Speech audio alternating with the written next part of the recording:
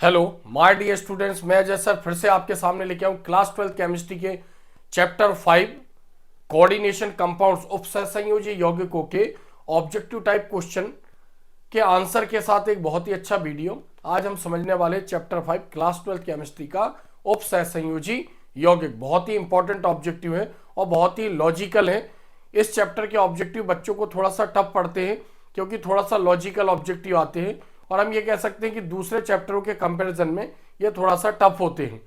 तो previous year में जितने पूछे गए हैं वो तो हम पढ़ेंगे ही, और दो तीन ऑब्जेक्टिव जिनके आने की संभावना 2000 जो अभी पेपर होने वाला है 2025 का 2025 का, उसमें जो ऑब्जेक्टिव पूछे जाएंगे वो 101% इन्हीं में से पूछे जाएंगे। तो लगातार मैं आपके लिए वीडियो ला रहा हूँ, पहले चैप्टर 1, चैप्टर 2, चैप्टर 3, चैप्टर 4। चूंकि मैं इसलिए भी बताता हूँ आपको ये कि अगर आप मेरे चैनल पे नए हैं तो आप मेरी प्लेलिस्ट में जाकर भी दूसरे जो ऑब्जेक्टिव टाइप क्वेश्चन है यानी वस्तुनिष्ठ प्रश्न जो डाले हुए हैं उनको आप देख सकते हैं। तो कहीं ना कहीं सीक्वेंस में पहले मैंने इंग्लिश मीडियम के भी कंटेंट अपलोड किए हैं। भैया मैं बार बार फिर बता रहा हूँ, इंग्लिश मीडियम के बच्चे जो हैं वो अंग्रेजी माध्यम के बिल्कुल परेशान ना हो। बस बहुत ही जल्दी मैं उनके जो 2-3 वीडियो रह गए वो पूरी गाइडलाइंस कैसे लिखना है और important question paper final paper के बेस पर मैं बनाऊंगा। उसमें से मैक्सिमम क्वेश्चन एग्जाम में पूछे जाते हैं, तो थोड़ा सा आप वेट करिए, बहुत जल्दी मैं आपके भी वीडियो अपलोड करूंगा।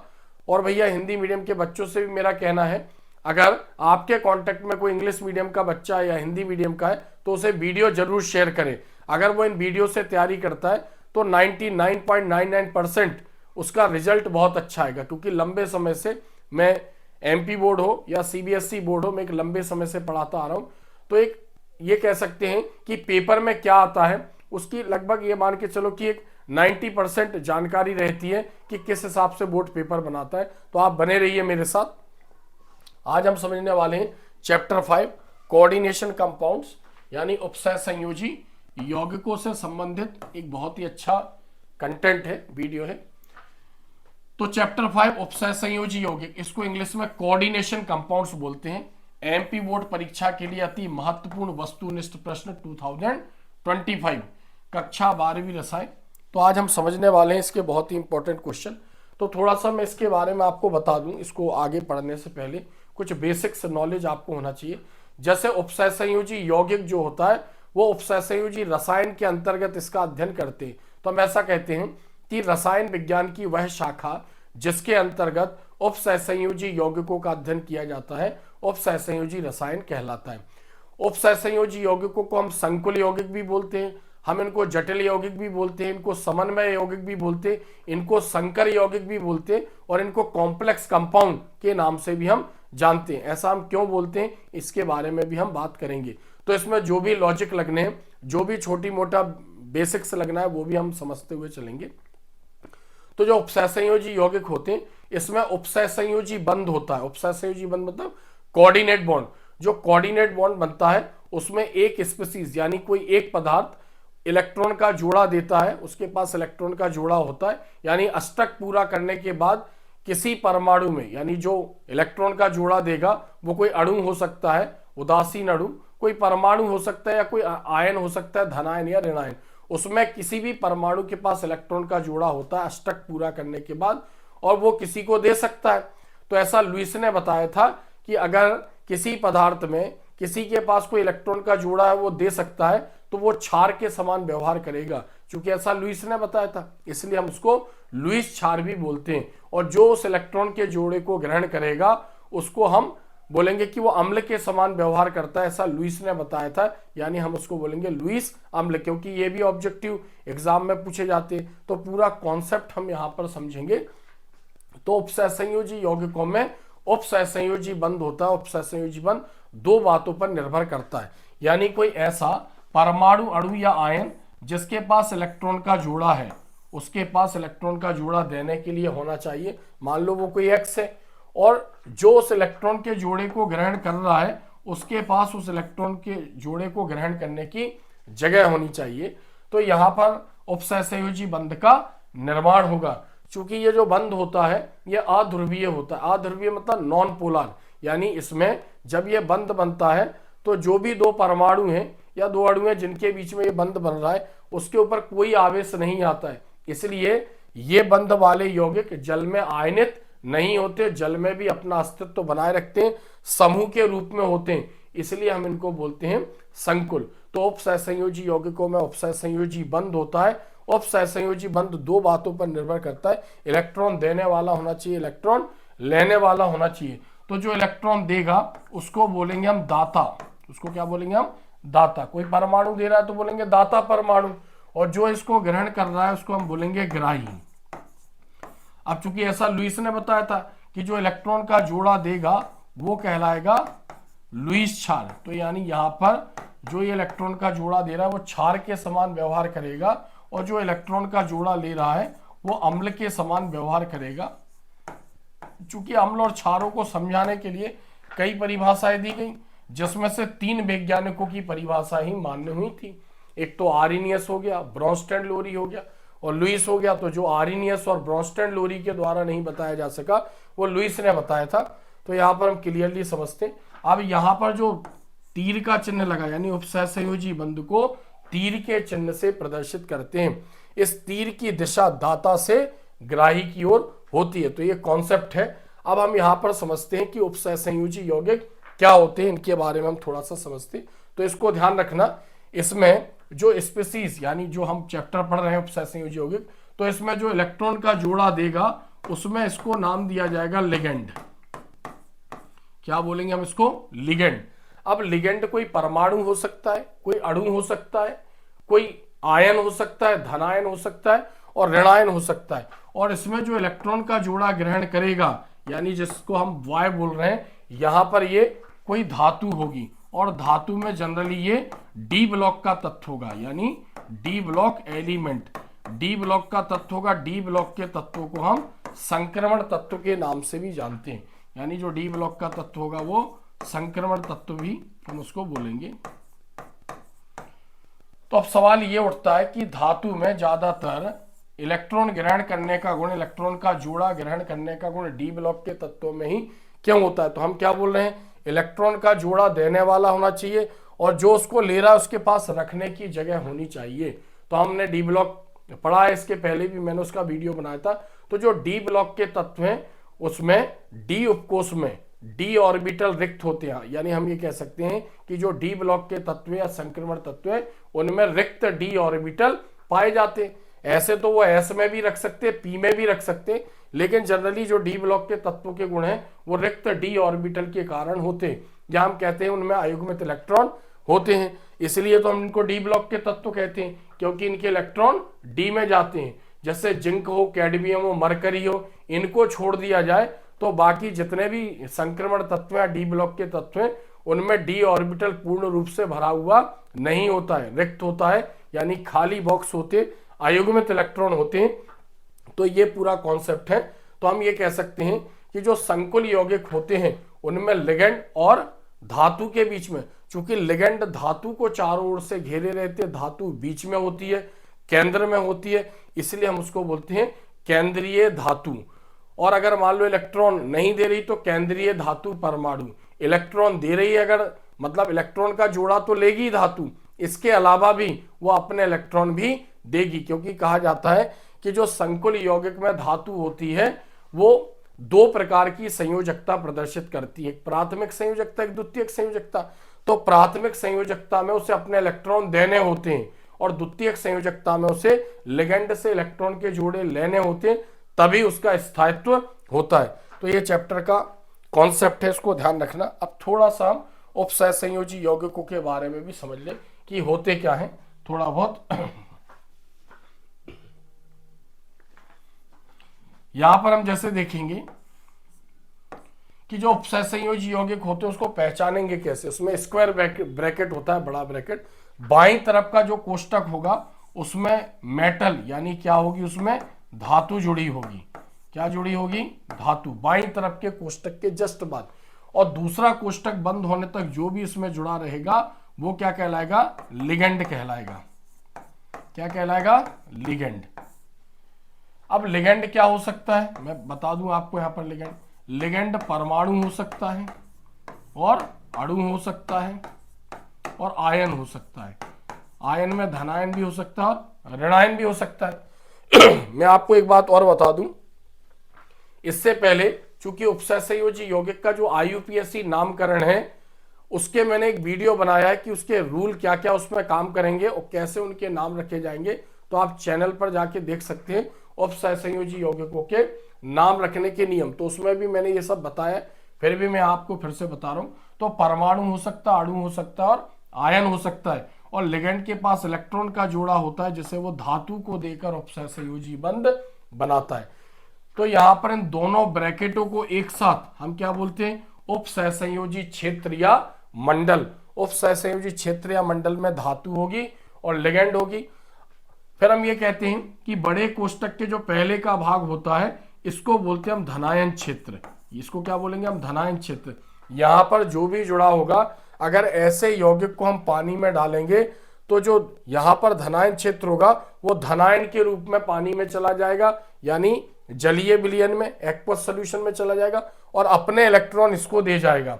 अपने इलेक्ट्रॉन इसको दे जाएगा यानी संकुल ऋणावेशित हो जाएगा और यह धनायन के रूप में चला जाएगा। फिर हम ये भी बोलते हैं कि इस तरफ अगर कोई जुड़ा होता है तो उसको बोलते हैं हम ऋणायन क्षेत्र। इस तरफ कोई जुड़ा होगा बड़े ब्रैकेट के दाईं तरफ बाहर, तो हम उसको बोलेंगे ऋणायन क्षेत्र। या तो संकुल में धनायन क्षेत्र होगा या ऋणायन क्षेत्र होगा। अगर मान लो ये होगा तो फिर ये नहीं होगा और ये होगा तो ये नहीं होगा। ऐसे यौगिकों को जब हम पानी में डालते, पहले हमने इसकी बात करी कि अगर ये है तो फिर ये धनायन के रूप में निकल जाएगा, अपने इलेक्ट्रॉन इसको दे जाएगा, और अगर ये है तो फिर हम बोलेंगे इस टाइप के यौगिकों को अगर हम पानी में डालेंगे तो ये इलेक्ट्रॉन लेकर निकल जाता है। इलेक्ट्रॉन लेकर निकलेगा तो संकुल उसको इलेक्ट्रॉन देगा, इसलिए संकुल पर क्या आ जाएगा, धन आवेश आ जाएगा। ये जुड़ेगा तो ऋण आवेश और ये जुड़ेगा तो धनावेश आ जाएगा।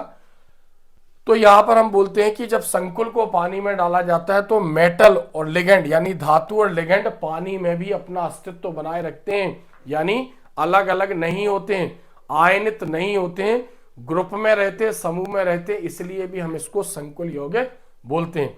तो ये इसका हमने कॉन्सेप्ट पढ़ा। इधर जो होगा वो धनायन क्षेत्र, इधर जो होगा वो ऋणायन क्षेत्र, दोनों को एक साथ हम आयनीकरण क्षेत्र बोलते हैं।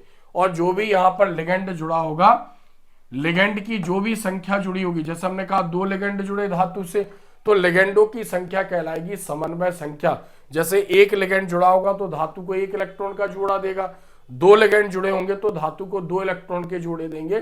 तो जितने लिगेंड जुड़े होंगे धातु को उतने इलेक्ट्रॉन के जोड़े प्राप्त होते हैं, और जो इलेक्ट्रॉन के जोड़े प्राप्त होते हैं उसको बोलते हैं हम धातु की समन्वय संख्या, यानी लिगेंडों की संख्या ही धातु की समन्वय संख्या है, उतने देने। तो ये तो हमने इसको चैप्टर को समझने के लिए थोड़ा बहुत बेसिक यानी मोटे तौर पर हमने इसको समझा। अब हम आगे बात करते हैं, इसके क्वेश्चनों को हम समझते हैं।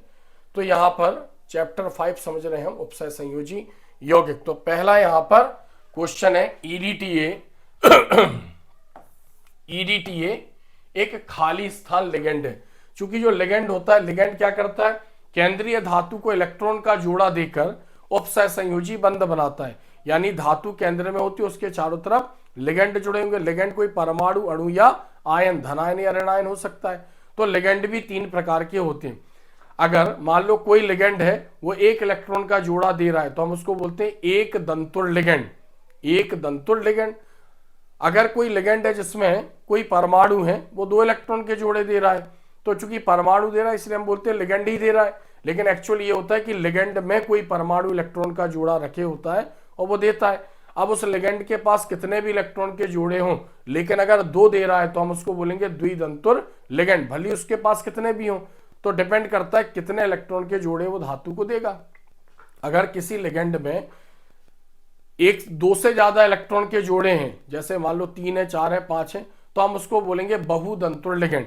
1 इलेक्ट्रॉन का जोड़ा देगा तो एक दंतुर, 2 इलेक्ट्रॉन के जोड़े देगा तो द्विदंतुर, और 2 से ज्यादा देगा तो बहुदंतुर, 3 देगा तो त्रिदंतुर, 4 देगा तो चतुर्दंतुर।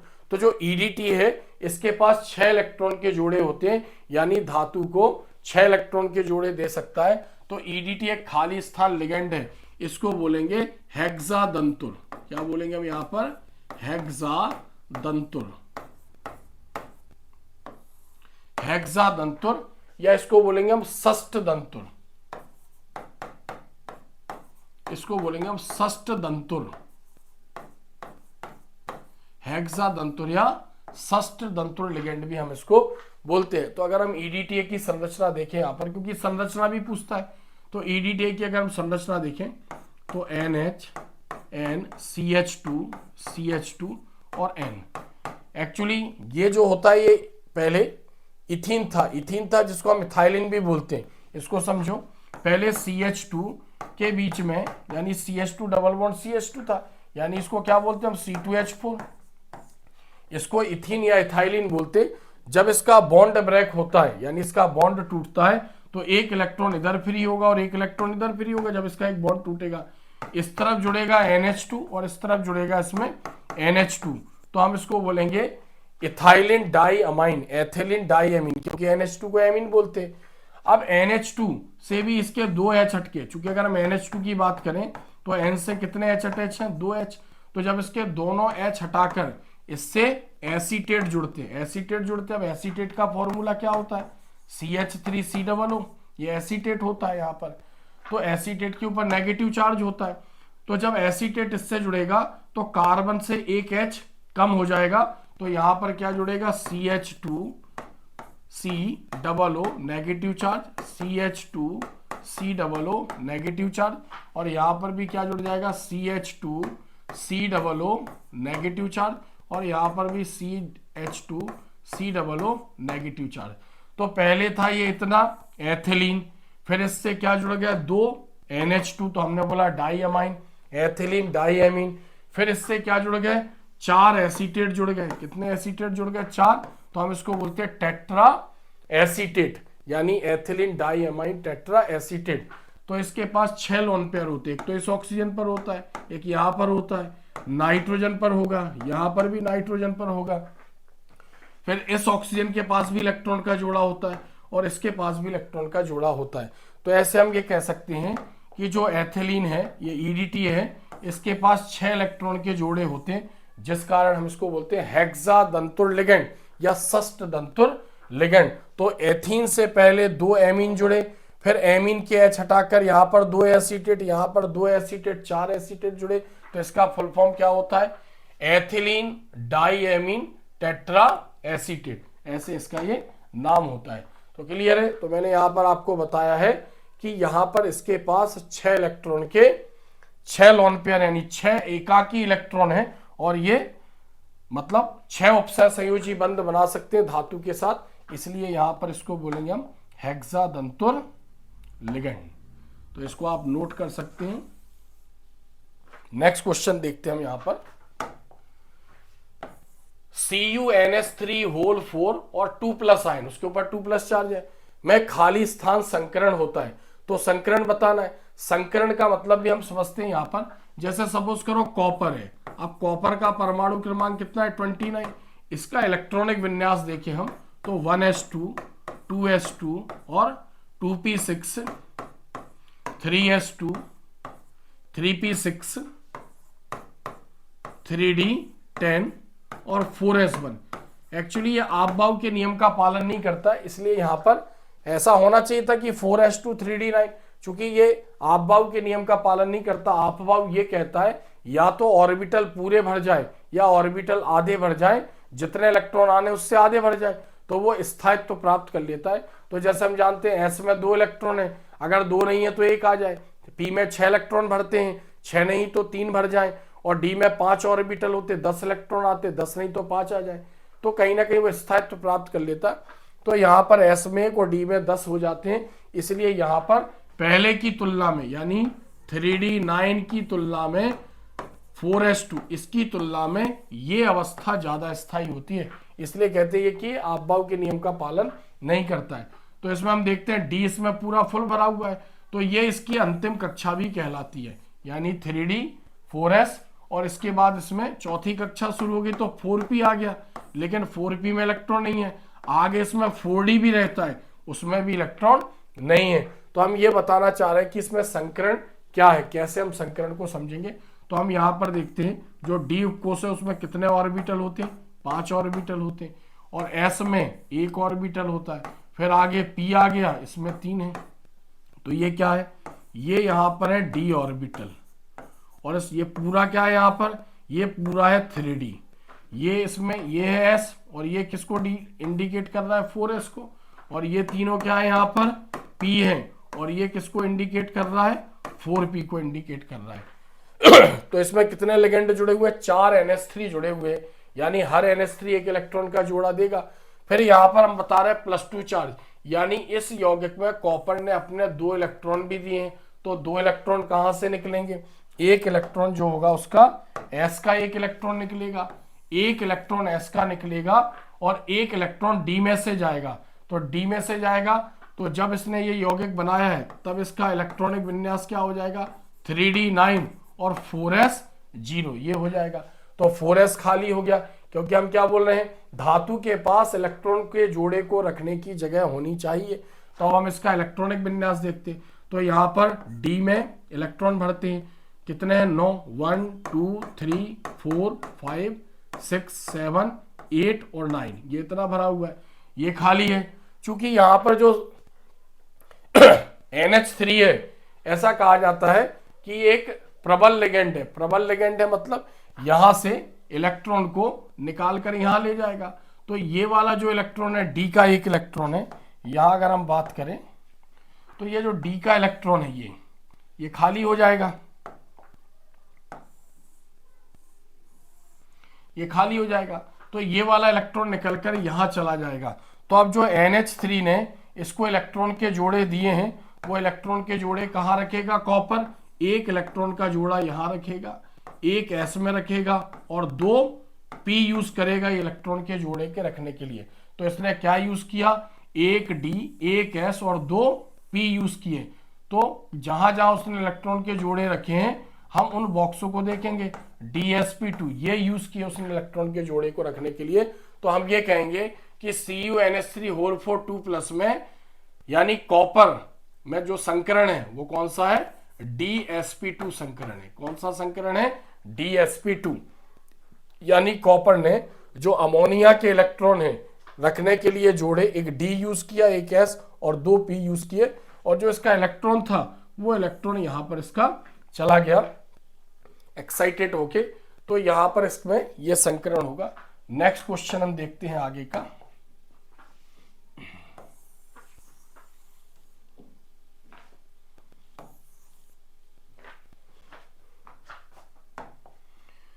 क्वेश्चन नंबर 3 देखते हैं। FeCN6 और इसके ऊपर 3- चार्ज है कि ज्यामिति खाली स्थान होती है, आकृति खाली स्थान होती है। तो आप ध्यान रखना कि अगर मान लो कोई संकुल यौगिक है, जैसे उसमें धातु है और लिगेंड है, अगर मान लो उसमें 6 लिगेंड जुड़े हुए हैं, कितने लिगेंड जुड़े हुए हैं, 6, तो बगैर सोचे समझे आपको लिख देना है कि आकृति अष्टफलकीय होगी।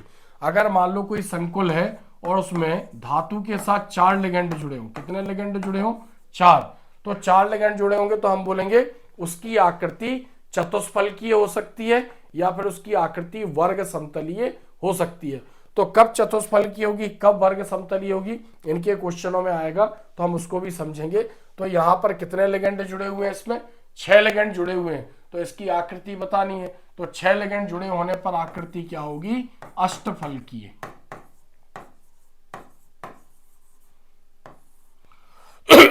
फिर आपको मैं बता दूं, अगर किसी संकुल यौगिक में 6 लिगेंड जुड़े हुए और उसकी आकृति पूछ रहा है, तो आपको लिखना है उसकी आकृति अष्टफलकीय होगी।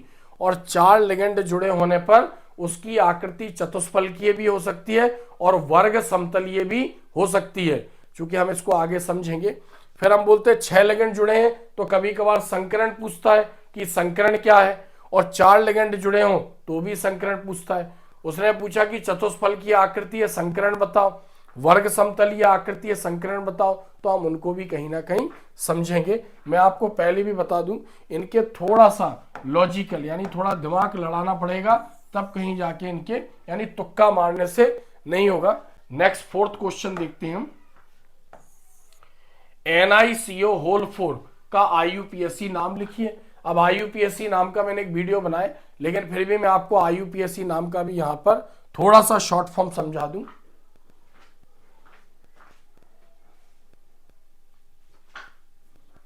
तो 4th नंबर का क्वेश्चन है NiCO होल 4 का IUPAC नाम लिखिए।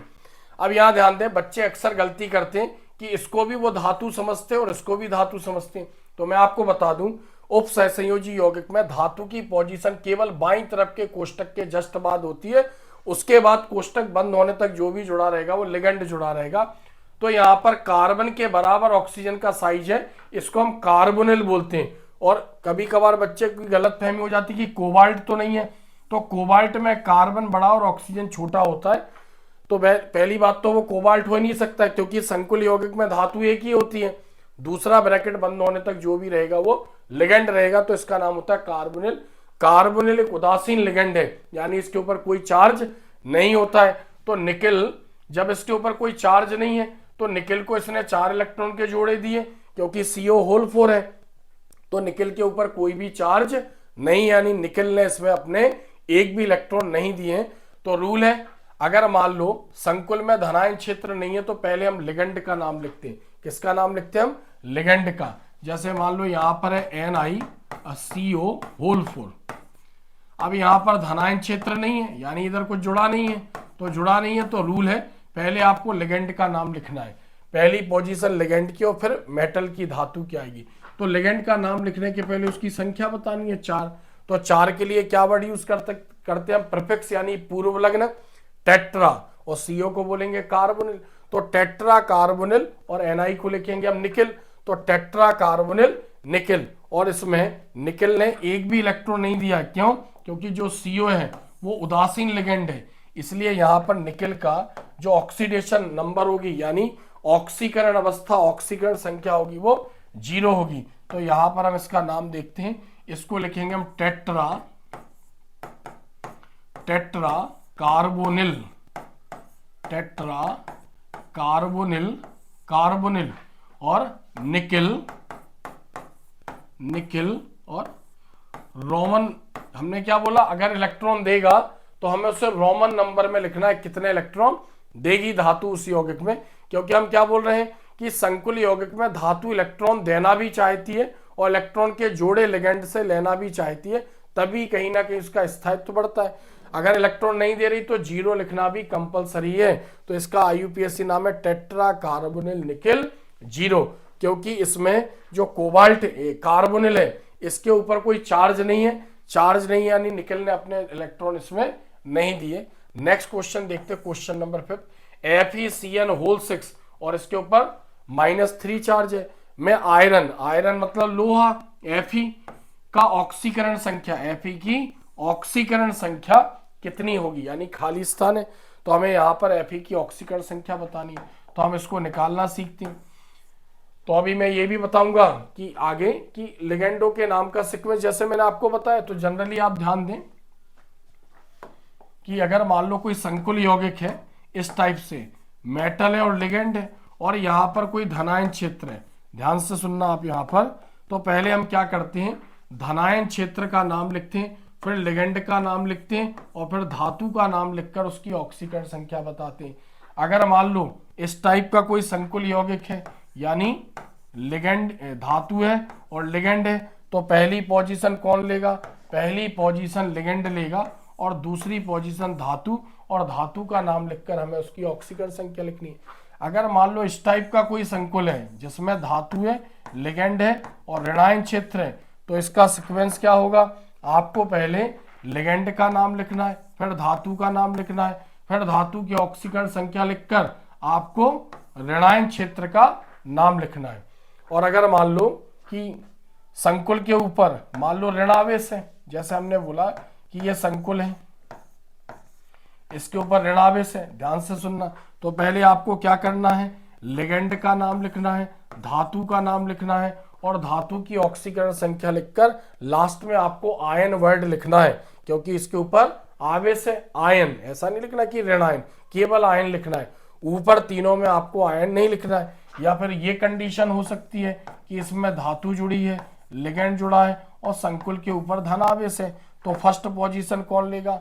फर्स्ट पोजीशन यहाँ पर लिगेंड लेगा, सेकंड पोजीशन धातु, धातु की ऑक्सीकरण संख्या लिखकर रोमन नंबर में कोष्टक में, और हमें लास्ट में आयन लिखना है, क्योंकि ऋण और धन आवेश होने पर हमें लास्ट में आयन लिखना है।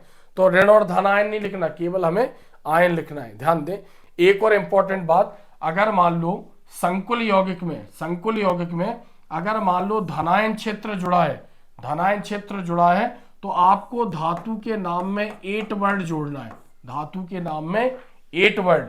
और अगर संकुल के ऊपर ऋणावेश है तो भी आपको धातु के नाम में 8 वर्ड जोड़ना है। बस आपको ये 2 चीजें ध्यान रखनी है, बाकी किसी भी कंडीशन में धातु के नाम में 8 नहीं जुड़ेगा। धातु को हम जिस नाम से जानते हैं हम उसी नाम से लिखेंगे। जैसे हमने लिखा मान लो यहाँ पर निकेल, अगर ऋणायन क्षेत्र होता यानी धनायन क्षेत्र होता या ऋणावेश होता तो हम उसको निकलेट लिखते, लेकिन यहाँ पर एक कंडीशन नहीं है। तो आप यहाँ पर बिल्कुल इसको पॉज करके और ध्यान से आप सुनना, यानी थोड़ी देर में मैंने इसके सारे रूल बता दिए और इसका वीडियो भी बनाया है, आप प्ले लिस्ट में जाकर वीडियो देख सकते हैं।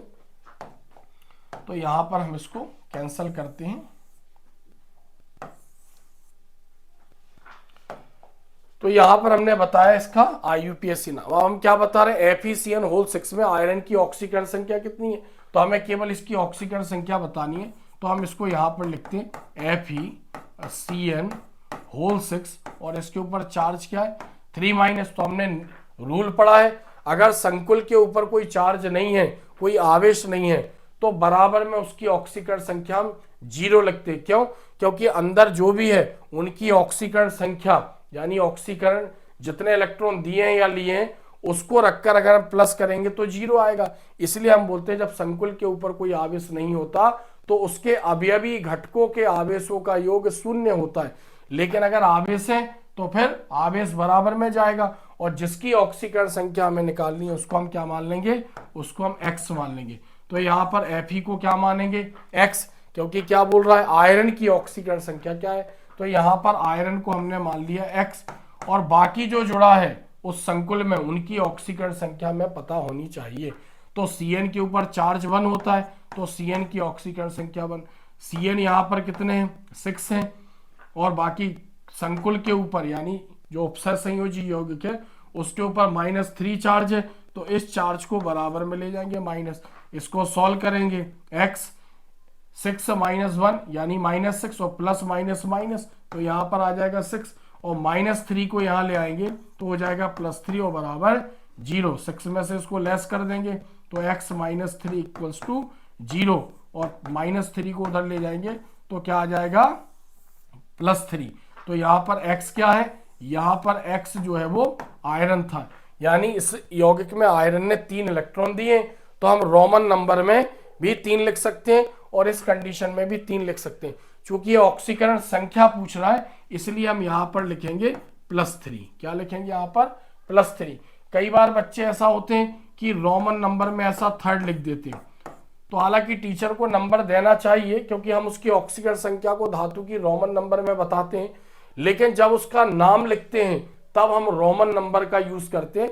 तो यहाँ पर कोई हम इसका नाम नहीं लिख रहे, यहाँ पर केवल हमसे बोला ऑक्सीकरण संख्या लिखो, तो यानी +3 इसका करेक्ट आंसर है।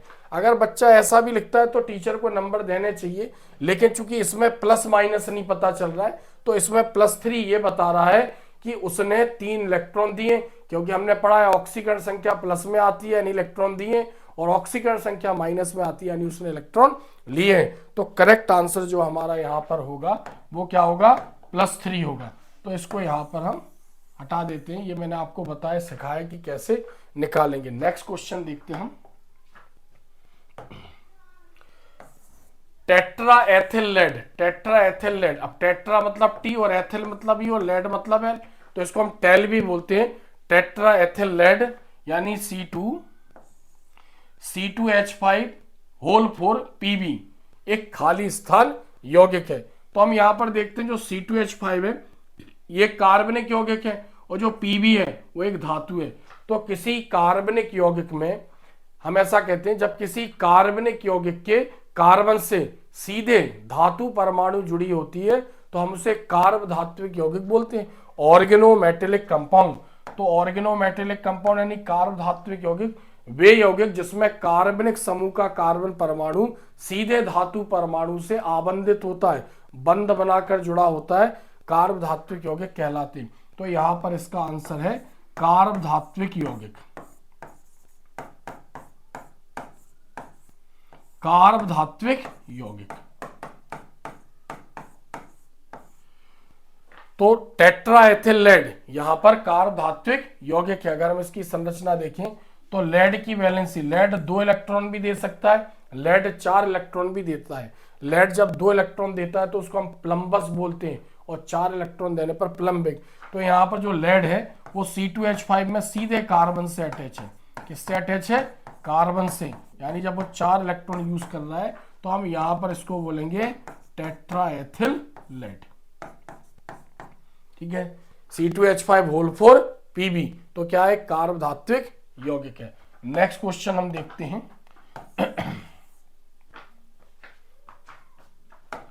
अगला क्वेश्चन 7 नंबर का, CONH3 होल 5 BrSO4 संकुल यौगिक है, और एक ये दिया हुआ है CONH3 होल 5 SO4 Br। तो पहली बात, इस टाइप के भी ऑब्जेक्टिव एग्जाम में आते हैं। मैं आपको बता दूं, जो हम यहां पर ऑब्जेक्टिव टाइप क्वेश्चन पढ़ रहे हैं वो रिक्त स्थान के रूप में पढ़ रहे हैं, फिलिंग द ब्लैंक्स के फॉर्म में। मैं आपको बता चुका हूं 5 प्रकार के ऑब्जेक्टिव टाइप क्वेश्चन आने हैं, जिसमें से रिक्त स्थान वाले और वन वर्ड वाले ये बच्चों को ज्यादा टफ पड़ते। तो कहीं ना कहीं जब बच्चा ऑब्जेक्टिव रूप में ऑब्जेक्टिव को इन्हीं के रूप में पढ़ेगा तो कहीं ना कहीं उससे 5 प्रकार के ऑब्जेक्टिव बन सकते हैं, क्योंकि ऑब्जेक्टिव एक ही होता है लेकिन वो 5 प्रकार से एग्जाम में दे सकता है। यानी सही विकल्प चुनिए, सही जोड़ी बनाइए, सत्य असत्य लिखिए, रिक्त स्थान और एक शब्द में। तो ये किसी भी रूप में आ सकते हैं क्वेश्चन। आप रिक्त स्थान के रूप में पढ़ने से आपको ये फायदा होगा कि ये जो चारों रूप हैं ऑब्जेक्टिव के, किसी भी रूप में पूछे उसके आंसर यूनिक होंगे और आप उसका आंसर बहुत जल्दी जज कर पाएंगे, क्योंकि आपने उसका सिंगल आंसर रिक्त स्थान के रूप में पढ़ा है। इसलिए ज्यादा से ज्यादा क्वेश्चन एक शब्द या रिक्त स्थान के रूप में आप पढ़ा कीजिए। तो यहां पर एक क्वेश्चन है, तो पहले हमने क्या किया, दोनों को हमने बहुत ही कॉन्सेंट्रेट होके देखा, गौर से देखा। तो गौर से देखा, इसमें भी CO है, इसमें भी CO, यहाँ NH3 होल 5 है, यहां पर भी NH3 होल 5 है, इसमें Br है और यहां पर SO4 है, और इसमें SO4 है, वहां पर Br है। तो क्या हो रहा है कि यानी अंदर जो संकुल का जो Br है वो बाहर चला गया और बाहर का SO4 अंदर आ गया, यानी SO4 और Br में क्या हुआ? आदान प्रदान हुआ। तो एक प्रकार से इन यौगिकों को अगर हम जल में डालेंगे तो SO4 इसके ऊपर SO4 निकल जाएगा, SO4 के ऊपर -2 चार्ज आ जाएगा, यहां Br निकल जाएगा और Br के ऊपर एक नेगेटिव चार्ज आ जाएगा। इसमें SO4 2 इलेक्ट्रॉन लेकर निकला, इसमें Br 1 इलेक्ट्रॉन लेकर निकला। तो इस संकुल में +2 और इसमें +1 चार्ज आ जाएगा, यानी धनावेशित संकुल कहलाने लगेंगे। अलग अलग आयन इन्होंने जल में प्रोड्यूस किए, उत्पन्न किए। तो एक प्रकार से ये आयनन समाव्यवता है। हमने समाव्यवता पढ़ी है। समाव्यवता क्या होती है? यानी ऐसे यौगिक जिनके अणु सूत्र एक समान, आणविक सूत्र एक समान और संरचना सूत्र भिन्न भिन्न होते हैं, या त्रिविमीय व्यवस्थाएं भिन्न भिन्न होती है, 3D स्ट्रक्चर उनका भिन्न भिन्न होता है। ऐसे यौगिकों को एक दूसरे का समावयवी कहते हैं तथा यह घटना समाव्यवता कहलाती है। वे यौगिक जिनके अणु सूत्र एक समान तथा संरचना सूत्र भिन्न भिन्न और त्रिविमीय संरचनाएं भी भिन्न भिन्न हो सकती हैं, एक दूसरे के समावयवी कहलाते तथा यह घटना समाव्यवता कहलाती है। तो सहसंयोजी यौगिक वाले चैप्टर में 2 प्रकार की समाव्यवता है, संरचनात्मक समाव्यवता और ज्यामितीय समाव्यवता। संरचनात्मक समाव्यवता में भी 4-5 प्रकार की समाव्यवता, आयनन समाव्यवता, हाइड्रेट समाव्यवता, बंधन या लिंकेज समाव्यवता, उपसह संयोजन समाव्यवता, ज्यामिति में त्रिविम समाव्यवता में ज्यामितीय समाव्यवता और प्रकाशिक समाव्यवता। 2 प्रकार की समाव्यवता, संरचनात्मक और त्रिविम। त्रिविम में 2 होती है। तो आयनन समाव्यवता क्या होती है? वे यौगिक जिनके अणुसूत्र एक समान होते हैं, यानी वे संकुल यौगिक जिनके अणुसूत्र एक समान होते हैं किंतु जल में विलय करने पर भिन्न भिन्न आयन जल में देते हैं, आयनन समावयवी कहलाते तथा यह घटना आयनन समाव्यवता कहलाती है। तो यहां पर जो इसका आंसर होगा वो आंसर होगा आयनन समाव्यवता। आयनन समाव्यवता, आयनन समाव्यवता।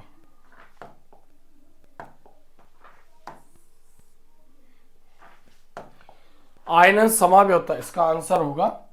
क्यों? क्योंकि जल में डालने पर ये सल्फेट आयन दे रहा है और वो ब्रोमाइड आयन दे रहा है। नेक्स्ट क्वेश्चन हम देखते हैं। विटामिन B12, विटामिन B12 एक खाली स्थान धातु का संकुल यौगिक है। तो विटामिन B12 में कोबाल्ट पाया जाता है। क्या पाया जाता है? कोबाल्ट। विटामिन B12 में कोबाल्ट। या तो हम नाम लिख सकते हैं या फिर हम इसका संकेत लिख सकते हैं। नेक्स्ट क्वेश्चन 9, हीमोग्लोबिन, हीमोग्लोबिन एक खाली स्थान धातु का संकुल यौगिक है। तो हम जानते हैं कि जो हीमोग्लोबिन में जो हिम होता है, वो हिम होता है, उसको हम आयरन बोलते हैं। इसका नाम ही होता है आयरन। और ग्लोबिन क्या होता है? ग्लोब्यूलर प्रोटीन होता है, गोलाकार प्रोटीन होता है। तो हिम मतलब आयरन, तो इसका आंसर इसी में दिया है, हिम मतलब आयरन। तो खाली स्थान धातु का संकुल है मतलब आयरन हम यहां पर लिख सकते हैं, आयरन लिख सकते हैं। यहां पर आयरन की जगह हम लोहा लिख सकते थे। क्या लिख सकते थे? लोहा। और यहां पर इसका संकेत भी लिख सकते थे हम Fe। तीनों में से कुछ भी लिखेंगे, टीचर नंबर दे देगा, आयरन या लोहा या Fe। नेक्स्ट क्वेश्चन है यहां पर क्लोरोफिल, क्लोरोफिल एक खाली स्थान धातु का संकुल यौगिक है। तो क्लोरोफिल हम जानते हैं पेड़ पौधों की कोशिकाओं में पाया जाता है। पेड़ पौधे क्या करते हैं? प्रकाश संश्लेषण की क्रिया के दौरान यानी अकार्बनिक पदार्थों से कार्बनिक पदार्थ बनाते हैं, जैसे कार्बोहाइड्रेट बनाते हैं। तो सूर्य के प्रकाश की उपस्थिति में क्रिया होती है। और क्लोरोफिल जो वर्णक होता है वो सूर्य के प्रकाश की किरणों को क्या करता है? अवशोषित करता है। यानी क्लोरोप्लास्ट के अंदर क्लोरोफिल होता है और क्लोरोफिल के अंदर होता है मैग्नीशियम धातु। तो इसका आंसर क्या है यहां पर? मैग्नीशियम, मैग्नीशियम धातु। यहां पर हम क्या लिख सकते हैं? इसको Mg लिख सकते हैं। क्या लिखेंगे? Mg। तो ऐसे हमने यहां पर कुछ ऑब्जेक्टिव देखे और कहीं ना कहीं उनके बेसिक भी हमने समझे। तो ये आपको ध्यान रखना है। आगे हम बढ़ते हैं, इतने ऑब्जेक्टिव आप नोट कीजिए।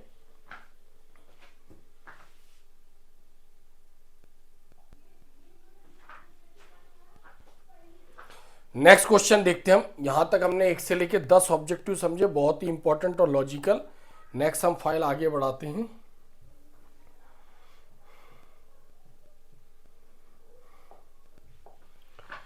नेक्स्ट यहां पर क्वेश्चन देखते हैं, अपस्फोटन रोधी, अपस्फोटन, अपस्फोटन, इसको मैं लिख दे रहा हूं, थोड़ा सा नाम में यहां पर प्रॉब्लम है। इसका नाम है अपस्फोटन, अप स्फोट रोधी भी बोलते हैं, अपस्फोटन रोधी भी बोलते हैं। तो आप यहां पर इसको ध्यान रखना, अपस्फोटन रोधी। अपस्फोटन रोधी मतलब एंटी नॉकिंग, यानी अपस्फोटन रोधी के रूप में प्रयुक्त कार्ब धात्विक यौगिक का नाम क्या है? अपस्फोटन रोधी। हम जानते हैं कि जो मतलब टू व्हीलर और फोर व्हीलर होती हैं, यानी टू व्हीलर और फोर व्हीलर, यानी इसको ऑटोमोबाइल बोलते हैं। तो इसमें पेट्रोल और डीजल का यूज होता है। तो पेट्रोल और डीजल के साथ इसमें टेट्राएथिल लेड क्या मिलाया जाता है? टेट्राएथिल लेड, जो यानी जो पिस्टन में पेट्रोल जाएगा या डीजल जाएगा, यानी इंजन में जो फ्यूल जाएगा उसको विस्फोट होने से रोकता है। तो जो ऑटोमोबाइल होते हैं उसमें, यानी टू व्हीलर और फोर व्हीलर, उसके ईंधन में पेट्रोल और डीजल में कार्ब धात्विक यौगिक मिलाते हैं। उसका क्या बताना है हमें?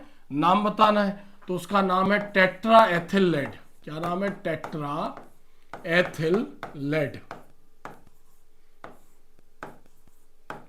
Tetraethyl lead. अभी हमने पढ़ा इसमें, इसको टेल के नाम से भी जानते हैं। और इसका सूत्र क्या होता है? C2H5 whole 4 Pb।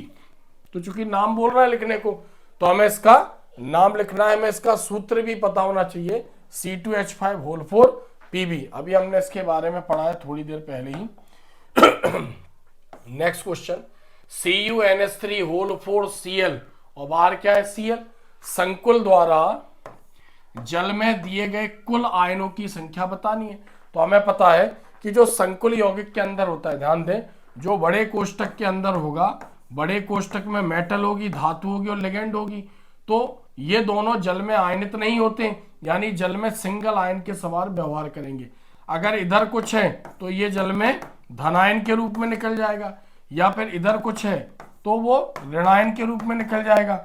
इसको बोलते हैं धनायन क्षेत्र, इसको बोलते हैं हम ऋणायन क्षेत्र। तो इधर देखो आप, इसमें Cl ऋणायन क्षेत्र है। इस प्रकार के यौगिक को अगर हम जल में डालेंगे तो ये दो प्रकार के आयन देगा, यानी क्या है यहाँ पर CuNH3 और क्या है होल 4 और अंदर Cl है, और यहाँ पर क्या है Cl। जब हम इस यौगिक को जल में डालेंगे तो ये एक इलेक्ट्रॉन लेकर निकलेगा, और इलेक्ट्रॉन कौन देगा, इलेक्ट्रॉन इसको धातु देगी, लेकिन चार्ज कहाँ पर बताएंगे हम, यहाँ पर। तो कितने इसने आयन दिए, 2 आयन दिए। ये पूरा धनायन के समान व्यवहार करेगा, और ये तो ऋणायन है ही। तो क्या बोल रहे हैं हम, इस यौगिक को जब हम जल में डालेंगे तो कितने आयन देगा, तो कुल 2 प्रकार के आयन देगा। तो यहां पर इसका आंसर क्या आएगा, 2। तो इसको हम मिटा देते हैं, आप इसको एक बार देख लेना। नेक्स्ट क्वेश्चन देखते हैं 13। K3FeCN6 में आयरन की ऑक्सीकरण संख्या कितनी है।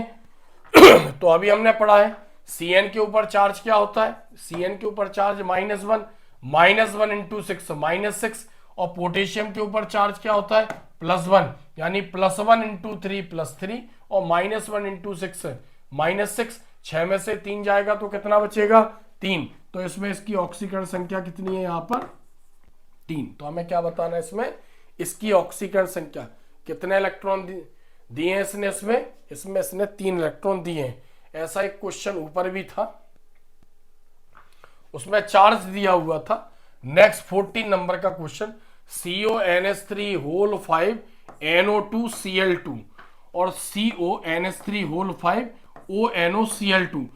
चूंकि इस प्रकार के जो यौगिक देते हैं, यानी 2 एक साथ, तो कहीं ना कहीं वो समावयवता को पूछता है कि समावयवता कौन सी है, क्योंकि हम जानते हैं कि समावयवता यौगिक एक ही होंगे, या तो उनकी संरचनाएं अलग अलग हो गई, या त्रिविमीय व्यवस्था 3D स्ट्रक्चर उनका अलग अलग होगा। तो एक साथ 2 यौगिक दे रहा है, इसका मतलब कि वो समावयवता पूछने वाला है। तो हमें क्या करना है, इन दोनों यौगिकों में हमें पहले समानता देखनी है। तो इसमें CO है, इसमें भी CO है, यहाँ पर NH3 है, इसमें भी NH3 है, यहाँ पर NO2 है, और यहाँ पर ONO है, और यहाँ पर Cl2 है, और यहाँ पर भी Cl2 है। ऐसे कंपेयर करना। डिफरेंस कहाँ आ रहा है, डिफरेंस इसमें आ रहा है, इसमें NO2 और इसमें ONO, यानी ये दोनों भी एक ही है, एक नाइट्रोजन 2 ऑक्सीजन। तो हम बोलते हैं कि जब एक ही लिगेंड केंद्रीय धातु से 2 अलग अलग दाता परमाणु के द्वारा जुड़ता है, यानी लिगेंड एक ही है, एक नाइट्रोजन 2 ऑक्सीजन, लेकिन यहाँ पर नाइट्रोजन इलेक्ट्रॉन का जोड़ा दे रहा है कोबाल्ट को, और यहाँ पर ऑक्सीजन इलेक्ट्रॉन का जोड़ा दे रहा है कोबाल्ट को। तो यहाँ पर ऑक्सीजन दाता परमाणु, यहाँ पर नाइट्रोजन है। तो हम क्या बोलते हैं, जब एक ही लिगेंड केंद्रीय धातु से 2 भिन्न भिन्न प्रकार से, या भिन्न भिन्न दाता परमाणु से, या भिन्न भिन्न इलेक्ट्रॉन युग्म देकर जुड़ता है, तो हम उसको लिंकेज समावयवता हम उसको कहते हैं। तो यहां पर इसका आंसर क्या आ जाएगा, लिंकेज समावयवता। इसका आंसर क्या है पर लिंकेज समावयवता।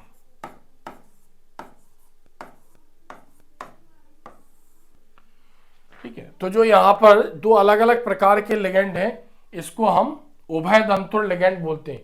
उभयदंतुर 2 अलग अलग प्रकार से जुड़ते हैं, तो हम इसको बोलेंगे यहां पर लिंकेज समावयवता। यानी लिंकेज समावयवता में लिगेंड एक ही होता है, लेकिन 2 भिन्न भिन्न प्रकार से जुड़ता है। यहां पर देखें K4FeCN6 में आयरन की ऑक्सीकरण संख्या बतानी है। अब हमने ये देखा, ये क्वेश्चन 3 प्रकार से पूछा गया। एक तो ये पूछा गया, एक यहां पर भी पूछा गया, एक ऊपर भी चार्ज लगा के पूछा गया। तो इसमें हमें क्या बतानी है, ऑक्सीकरण संख्या। तो Cn के ऊपर चार्ज क्या होता है -1, कितने Cn है 6 -6। पोटेशियम के ऊपर चार्ज +1, कितने पोटेशियम में 4, तो +4, यानी -6 में से +4 लेस हो जाएगा, तो क्या बचेगा, 2 बचेगा। यानी इसमें आयरन ने कितने इलेक्ट्रॉन दिए, 2, यानी आयरन की ऑक्सीकरण संख्या कितनी है +2। उसमें कितनी आ रही, +3। हम जानते हैं आयरन 2 इलेक्ट्रॉन भी दे सकता है और 3 भी दे सकता है। +2 पर हम उसको फेरस, और +3 पर हम उसको फेरिक बोलते हैं। नेक्स्ट 16 नंबर का क्वेश्चन, K4FeCN6 उसका IUPAC नाम लिखिए। तो हमने क्या बताया कि अगर किसी संकुल यौगिक में धनायन क्षेत्र है तो पहले हम उसका नाम लिखते हैं। तो धनायन क्षेत्र K है, अब K4 है तो कभी भी याद रखना ब्रैकेट के बाहर जो होगा, चाहे वो धनायन क्षेत्र हो या ऋणायन क्षेत्र, कभी भी हमें उसकी संख्या नहीं बतानी है। तो नॉर्मल क्या लिखेंगे हम इसको, K मतलब पोटेशियम, ऐसा नहीं कि टेट्रा पोटेशियम लिखें, K पोटेशियम। तो पहली पोजीशन K लेगा, दूसरी पोजीशन CN लेगा, CN की संख्या बतानी है। पोटेशियम 6 मतलब हेक्सा और CN मतलब साइनो, पोटेशियम हेक्सा साइनो, और चूंकि धनायन क्षेत्र उस पर जुड़ा हुआ है यानी क्या है K4FeCN होल 6। तो पहले हमने पोटेशियम लिखा, फिर हेक्सा साइनो, चूंकि धनायन क्षेत्र होने पर जो धातु है इसके नाम में 8 वर्ड जोड़ेंगे। क्या जोड़ेंगे हम, 8। तो Fe का 8 वर्ड जोड़ के हम उसको फेरेट बोलते हैं।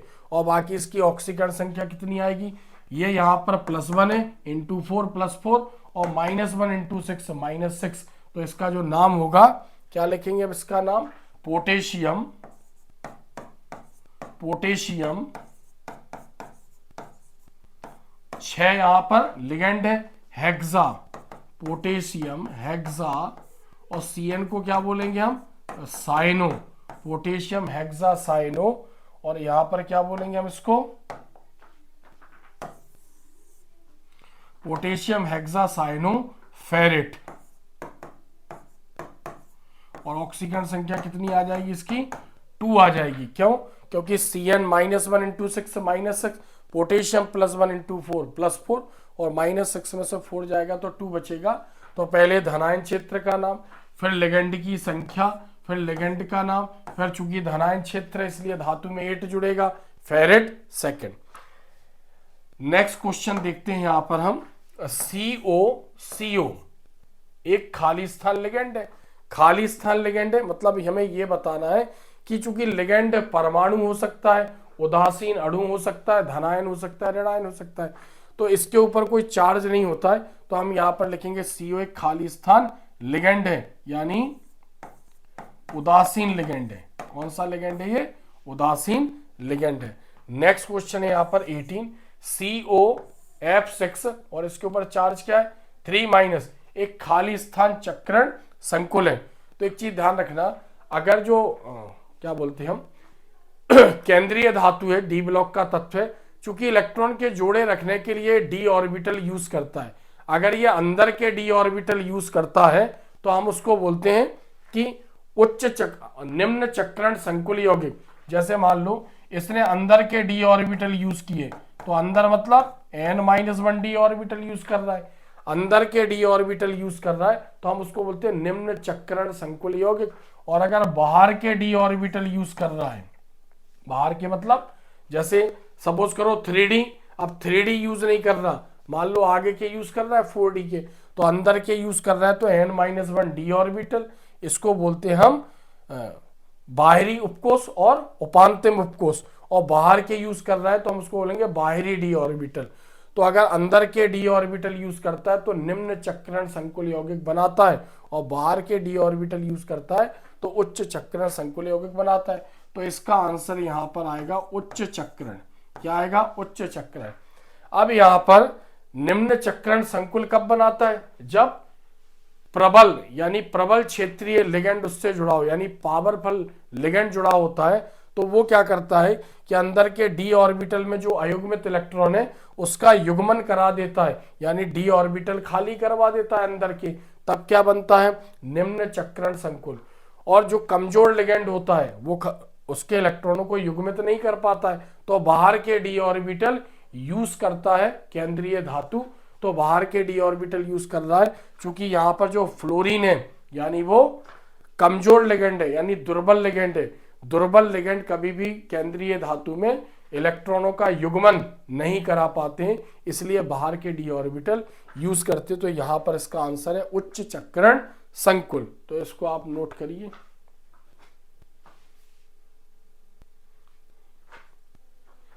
नेक्स्ट क्वेश्चन देखते हैं हम आगे के।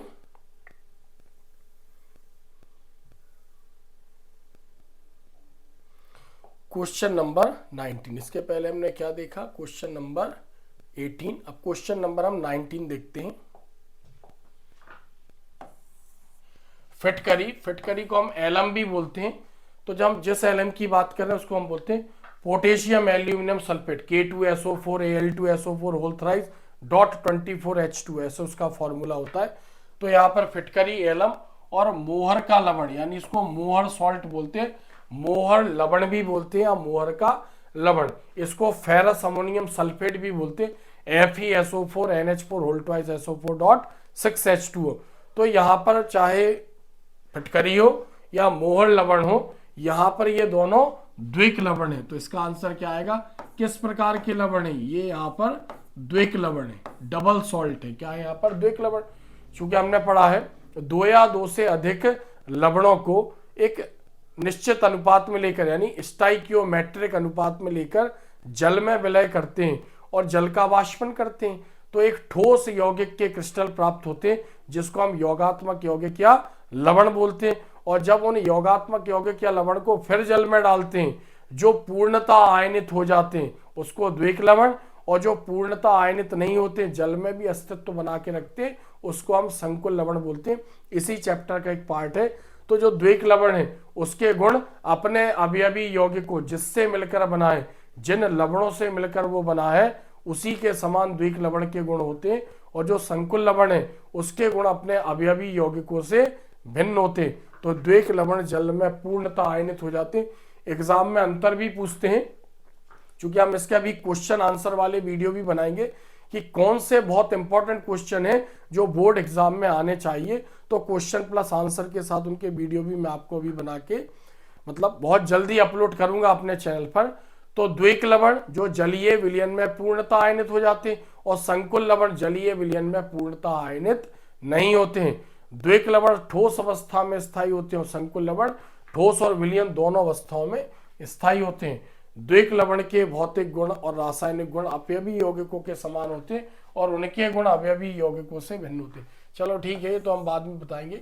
तो फेरोसिन व डाइबेंजीन क्रोमियम की संरचना खाली स्थान के समान होती है। तो जो फेरोसिन होता है उसका जो फॉर्मूला होता है C5H5 और Fe होल ट्वाइस Fe, ये फेरोसिन होता है। और डाइबेंजीन क्रोमियम C6H6, 2 बेंजीन है, क्रोमियम मतलब Cr। तो यहाँ पर ये दोनों क्या है, कार्ब धात्विक यौगिक है, यानी कार्बनिक समूह का कार्बन परमाणु सीधे धातु परमाणु के साथ जुड़ा है। तो अगर हम इसकी संरचना देखें तो इसमें यानी जो पेंटाडाइनिल है, साइक्लोपेंटाडाइनिल, C5H5 को क्या बोलते हैं, साइक्लोपेंटाडाइनिल। तो अगर हम इसका स्ट्रक्चर देखें तो इसका स्ट्रक्चर इस टाइप का होता है।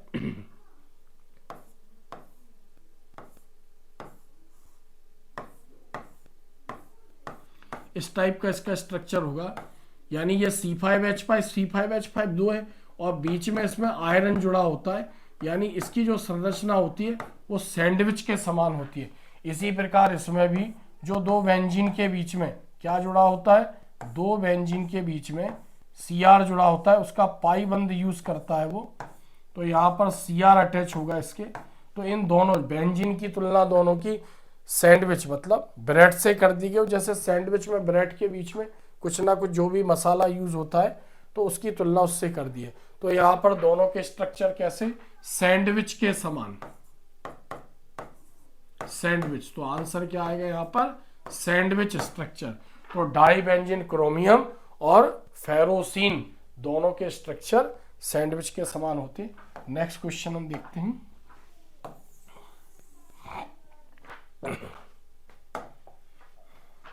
क्वेश्चन नंबर 21, K4FeCN होल 6 में केंद्रीय परमाणु Fe का संकरण खाली स्थान होता है।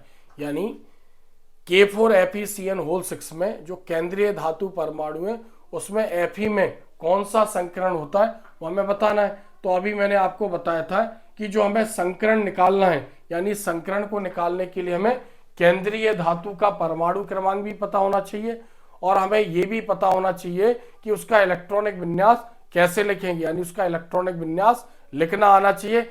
इसके अलावा हम इसमें इसका संकरण नहीं बता पाएंगे, तो पहले हम इसका इलेक्ट्रॉनिक विन्यास निकाल कर देखेंगे।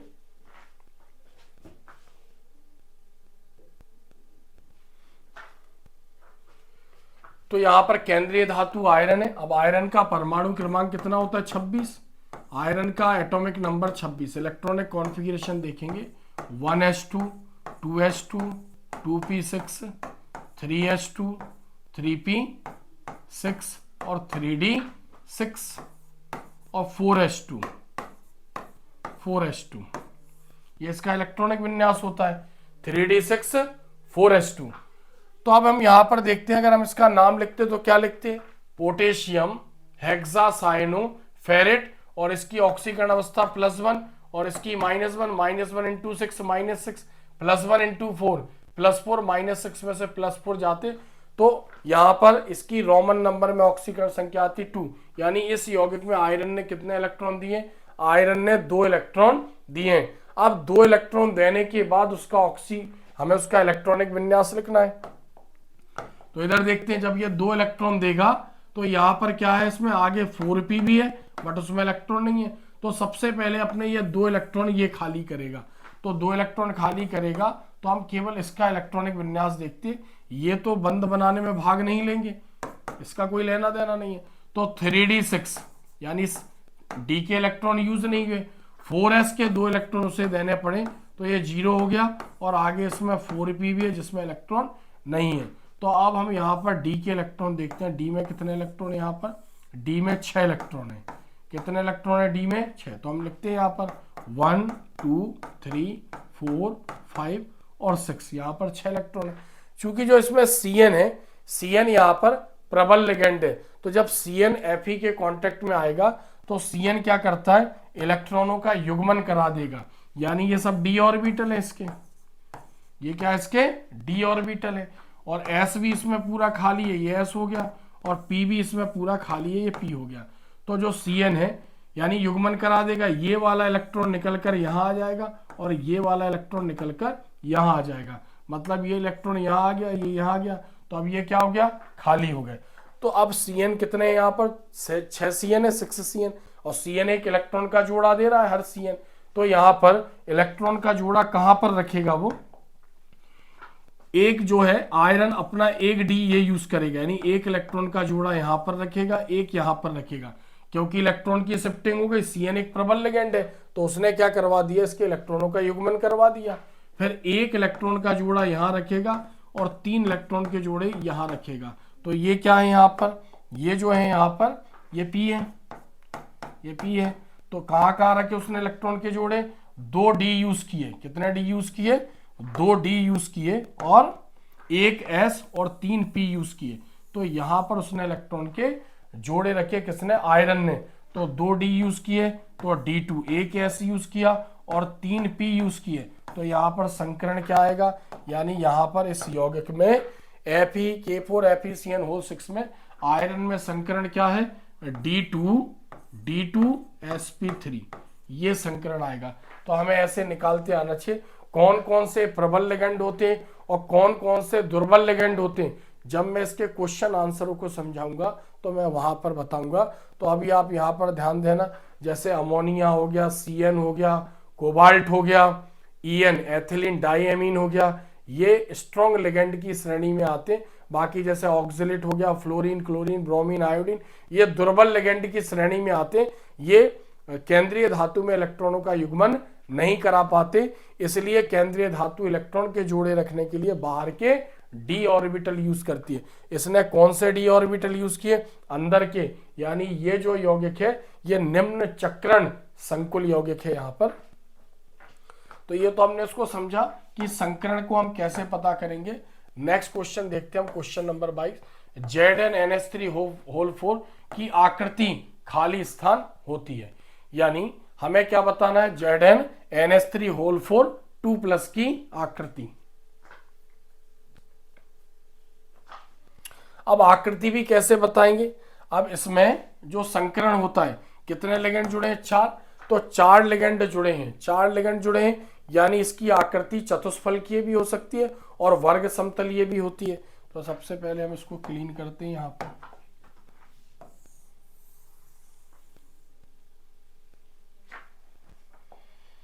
तो इसमें चूंकि अगर हम जिंक की बात करें तो जिंक का परमाणु क्रमांक कितना होता है, 30 होता है। अगर हम इसका आखिरी इलेक्ट्रॉनिक विन्यास देखें तो 3d10, पूरे छोड़ दिया हमने इसके, 3d10 4s2, चूंकि इसके ऊपर चार्ज क्या है, 2+ चार्ज है, यानी जिंक ने क्या किया कि अपने ये 2 इलेक्ट्रॉन दे दिए। चूंकि इसकी 4th कक्षा शुरू हो गई, चौथी कक्षा, तो इसमें p भी शुरू हो गया, इलेक्ट्रॉन नहीं है, और d भी शुरू हो गया, इसमें भी इलेक्ट्रॉन नहीं है। अब बचा इसका d, तो d तो ऑलरेडी इसका पूरा भरा हुआ है।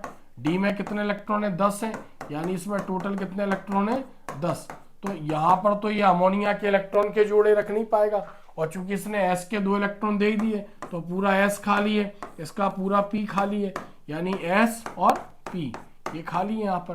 तो जब ये यहाँ पर इलेक्ट्रॉन के जोड़े रखेगा तो क्या यूज करेगा, जिंक यूज करेगा अपना एक s ऑर्बिटल और 3 p ऑर्बिटल। तो इसमें संकरण क्या है, संकरण है इसमें sp3। तो ध्यान रखना, जब 4 लिगेंड जुड़े हो, संकरण sp3 हो, तो उसकी आकृति हमेशा चतुष्फलकीय होती है। क्या होगी, चतुष्फलकीय, चतुष्फलकीय आकृति। अब ये हो सकता था कि कोई प्रबल लिगेंड होता और इसमें एक आध कोई इलेक्ट्रॉन होता सिंगल, तो वो क्या करवा देता, शिफ्टिंग करवा देता, लेकिन इसमें तो ऑलरेडी डी पूरा भरा हुआ है, यानी ये क्या है, पूरा 3d है, पूरा भरा हुआ है। तो अगर ये वाला डी यूज करता इलेक्ट्रॉन के जोड़े रखने के लिए तो dsp2 संकरण होता, यानी एक डी यूज करता, एक s यूज करता, और 4 लिगेंड के जोड़े रखने के लिए 2 p यूज करता। तो जब भी 4 लिगेंड जुड़े हो, संकरण dsp2 पूछ रहा है, तो आकृति वर्ग समतलीय होगी, और जब भी संकरण sp3 होगा तो आकृति चतुष्फलकीय होगी। तो ZnNH3 में जो जिंक में संकरण कौन सा है, संकरण है sp3, तो उसकी आकृति क्या होगी, चतुष्फलकीय होगी। और संकरण क्या होता, dsp2 होता, तो आकृति वर्ग समतलीय होती। नेक्स्ट क्वेश्चन हम देखते हैं यहाँ पर, NH2 सिंगल बॉन्ड, NH2 एक खाली स्थान लिगेंड है, तो यहां पर भी इसके ऊपर इलेक्ट्रॉन का जोड़ा है, इसके ऊपर भी इलेक्ट्रॉन का जोड़ा है। वैसे इसका नाम हाइड्रोजन होता है, हाइड्रोजन, लेकिन हमें नाम नहीं बताना है। तो यहां पर N के पास इलेक्ट्रॉन का जोड़ा और उसके पास भी 2 इलेक्ट्रॉन के जोड़े दे सकता है, इसलिए क्या है यहाँ पर ये द्विदंतुर लिगेंड, इसका नाम क्या होगा, द्विदंतुर लिगेंड। नेक्स्ट क्वेश्चन 24, उपसहसंयोजी यौगिक का सिद्धांत खाली स्थान द्वारा दिया गया था। तो ऐसा कहा जाता है जो संकुल यौगिक है, उपसहसंयोजी यौगिकों को अल्फ्रेड बर्नर ने समझाया था। तो किसके द्वारा दिया गया था, Alfred burner, Alfred burner, Alfred burner. तो यहां पे क्या लिखना है हमको, अल्फ्रेड बर्नर। नेक्स्ट, NiCO4 संकुल में Na की ऑक्सीकरण अवस्था बताइए। तो अभी हमने इसका ऊपर नाम भी पढ़ा था, यानी जो है ये CO, ये उदासीन लिगेंड है, तो यहाँ पर 4 है, तो इसका नाम देखेंगे टेट्रा कार्बोनिल निकल। चूंकि उदासीन लिगेंड है, उसको कोई इलेक्ट्रॉन नहीं चाहिए, तो निकल ने अपने कोई इलेक्ट्रॉन कहीं दिए नहीं, तो यहाँ पर निकल की ऑक्सीकरण अवस्था क्या है, 0। हम ऐसा भी लिख सकते, इसकी जगह हम 0 भी लिख सकते थे, हम 0 भी लिख सकते थे, 0 तो हमने लिख दिया, 0 लिख सकते थे या 0 बना सकते थे। नेक्स्ट क्वेश्चन, NiCO4 में खाली स्थान संकरण होता है। तो NiCO4 में अब इसमें कौन सा संकरण होता है, इसमें sp3 संकरण होता है, यानी जो NiCO4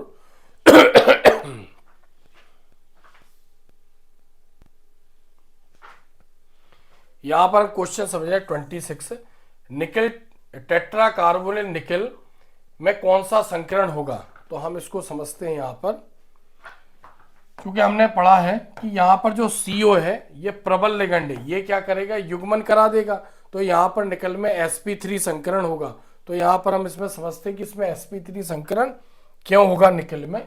तो निकल का जो परमाणु क्रमांक होता है, निकल का परमाणु क्रमांक होता है 28, यानी निकल के बाद कॉपर, कॉपर के बाद जिंक।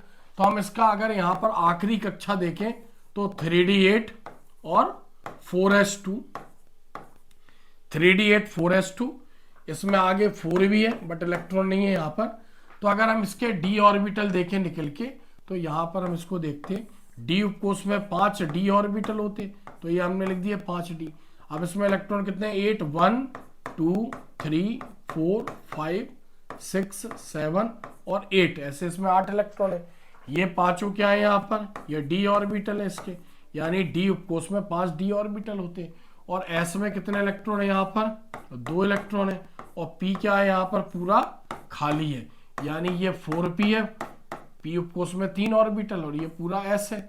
तो चूंकि हम जानते हैं यहाँ पर जो सी है यानी कार्बोनिल है वो एक प्रबल लिगेंड होता है, और प्रबल लिगेंड जब भी धातु के कांटेक्ट में आएगा तो उसमें युग्मन करवा देगा। तो यहाँ पर एस का एक इलेक्ट्रॉन निकलकर इसमें आ जाएगा, यानी इसका जोड़ा बन जाएगा, और एस का ये वाला इलेक्ट्रॉन निकलकर इसमें आ जाएगा, यानी यहाँ पर जोड़ा बन जाएगा, यानी उसने युग्मन करवा दिया। क्योंकि जो कोबाल्ट है यानी ये कार्बोनिल है, सॉरी कार्बोनिल एक प्रबल लिगेंड है, तो उसने युग्मन करवा दिया। तो यहां पर हम देख सकते हैं कि अब क्या होगा, एस खाली हो गया तो एक इलेक्ट्रॉन का जोड़ा यहां पर रखेगा, यानी एक कार्बोनिल यहां पर आ जाएगा, एक कार्बोनिल यहां पोजीशन लेगा, अपना इलेक्ट्रॉन का जोड़ा देगा और क्या देगा। तो इसने क्या यूज किया, 1 एस और 3 पी यूज किए, तो इसमें कौन सा संकरण हुआ यहाँ पर, sp3 संकरण। तो ऐसे हम कहेंगे टेट्रा कार्बोनिल निकल 0 में, निकल में कौन सा संकरण है, sp3 संकरण है। नेक्स्ट क्वेश्चन देखते हैं यहाँ पर 27 नंबर का, CuNH3 से जल में खाली स्थान आयन उत्पन्न हो गए। तो हमें मालूम है जब भी किसी संकुल को जल में डालते हैं तो उसके ब्रैकेट के अंदर का भाग सिंगल आयन के समान व्यवहार करता है, और Cl जो है ये बाहर है, ऋणावेशित यानी ऋणायनिक क्षेत्र है, तो Cl की वैलेंसी -1 होती, तो कितने Cl है, 2 Cl है। जब इस प्रकार के यौगिक को हम जल में डालेंगे तो CuNH3 होल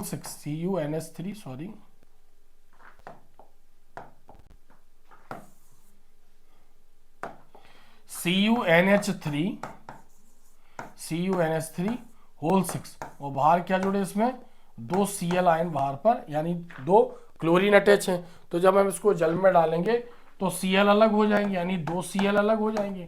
Cl के ऊपर सिंगल चार्ज होता है और 2 इलेक्ट्रॉन लेके निकलेंगे, यानी इसके ऊपर क्या आ जाएगा पूरा, यानी 2+ चार्ज। तो ये पूरा सिंगल यानी धनायन के समान व्यवहार करेगा, और बाहर इससे कितने नेगेटिव आयन निकले, 2 नेगेटिव आयन। तो टोटल जब इसको जल में डाला तो इसने 3 आयन दिए, तो इसका आंसर क्या है यहाँ पर 3 है। तो ऐसे हमने यहाँ पर क्वेश्चनों को समझा, आप देख सकते हैं। अब हम थोड़ा सा फाइल ऊपर करते हैं, इसमें कुछ हमने पॉइंट लिख रखे हैं जिससे आपको इस चैप्टर में संकरण को समझने के लिए, और उसके बाद कौन सा है यानी निम्न यानी उच्च ऊर्जा लिगेंड या निम्न ऊर्जा लिगेंड। तो यहाँ पर कुछ हमने पॉइंट दिए हैं, इन पॉइंटों को आपको ध्यान से समझना है। एक बार आप इसको रीड कर लेना। जैसे यहाँ पर नोट है, यानी फर्स्ट पॉइंट है संकुल यौगिक में लिगेंड, इसको आप एक बार रीड करना, आपको ये समझ में आ जाएगा। जो भी हमने ऊपर कॉन्सेप्ट यूज किए वो इन पॉइंटों से हमने यूज किए हैं। तो ऐसे इसमें कुछ पॉइंट है 1 2 3 4 6, ठीक है, फिर यहाँ पर 7, ऐसे इसमें 7 पॉइंट है और ये आपके काम आएंगे।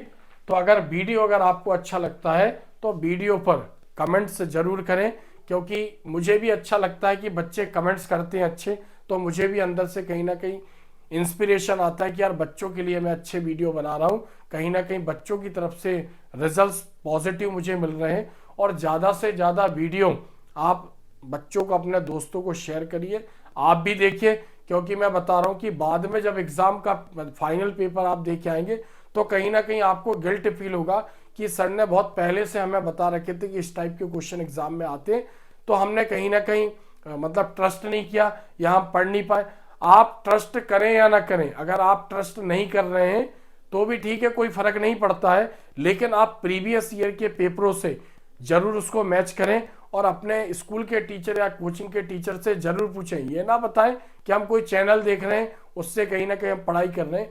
आप क्वेश्चन नोट करके अपने टीचरों को जरूर बताया कीजिए कि हमने ये क्वेश्चन देखे, इंपॉर्टेंट है कि नहीं, इनमें से एग्जाम में कुछ आ सकता है कि नहीं। टीचर अगर अप्रूव करता है कि हाँ ठीक है ये बहुत इंपॉर्टेंट है, तब कहीं जाके आप याद कीजिए, नहीं तो मैं एक लंबे समय से पढ़ाता आ रहा हूं और एक एनालिसिस करता हूं।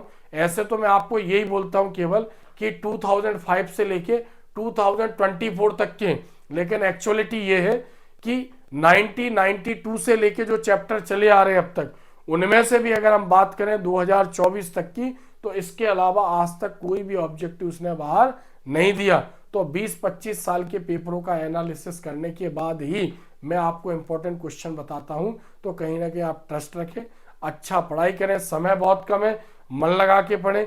जो भी वीडियो मैं अपलोड करता हूं उसको जरूर देखें, सब्सक्राइब जरूर करके रखें, ताकि अभी मैं बहुत अच्छे अच्छे वीडियो भी आपके लिए लाऊंगा। ये तो सब्जेक्टिव है, अभी लॉजिकल यानी टेक्निकली आपको लिखना कैसा है, फाइनल पेपर कैसा होना चाहिए, इसके भी वीडियो बनाऊंगा। तो चैनल को सब्सक्राइब जरूर करें, और कहीं ना कहीं हिंदी मीडियम के बच्चों या इंग्लिश मीडियम के बच्चों, उनको वीडियो शेयर जरूर करें एक बार कि भैया ये सर है अच्छा पढ़ाते हैं, ऐसे करके आप बोल सकते हैं कि ठीक है। अगर पसंद आता है तो ऐसा बोल सकते हैं, अच्छे कमेंट्स जरूर करें ताकि मुझे भी अंदर से थोड़ा सा इंस्पिरेशन मिले। तो आज के लिए इतना ही, ऐसे ही अच्छे वीडियो में लेके फिर हाजिर रहूंगा आपके सामने। आज के लिए इतना ही है, धन्यवाद।